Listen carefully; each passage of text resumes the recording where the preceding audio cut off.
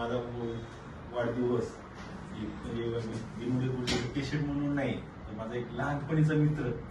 म्हणजे तुम्हाला माहिती नसेल पण आम्ही एकदम म्हणजे शाळेत जायच्या म्हणतात नर्सरीला, ते नर्सरी नव्हती, शाळेत जायच्या, बालवाडी म्हणायची, तर शाळेत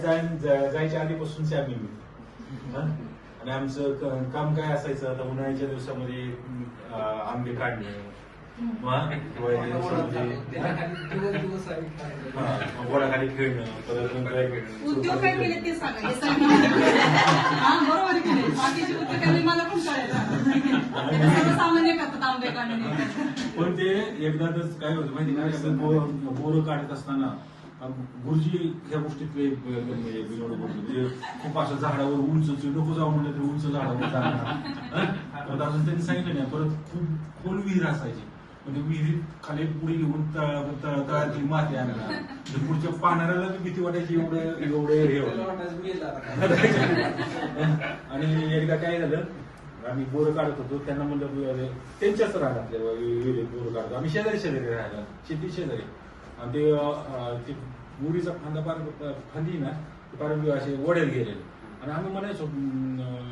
त्यावेळेस गुरुजी नव्हते, पण मचू पुढं नको जाऊ, पुढं नको जाऊ, कशाच ऐकते बोरं चांगले लागते दिसतात म्हणून ते पार एकदम पुढं पर्यंत गेले, आणि ती फांदी तुटली पडले, त्याचा काहीतरी त्यावेळेस मला चांगला वाटतं हात मोडला, आम्ही दोघंच.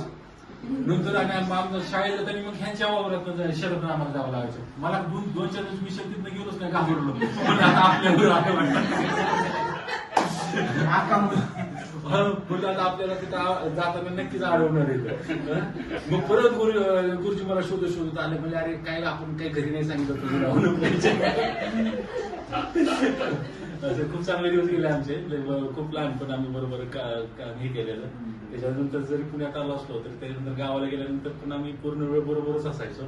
आणि आज त्यांच्या सानिध्यात असून त्यांच्या समोर आज वाढदिवस साजरा करण्याचा बघता आम्ही म्हणजे म्हणतात ना, लहानपणी नाही कोणी, पण सगळ्यात लहान जे असतं म्हणजे हिच्यापेक्षा ही जेवढी आहे तेव्हापासून आम्ही बरोबर राहिलेलो, बघता दोघांनी मी 50 पूर्ण केली, आणि आज सगळ्यांच्या साक्षीने आम्ही वाढदिवस साजरा करतो. गुरुजी 2 शब्द तुम्हाला काय देऊ, तुम्ही बोला. जवळ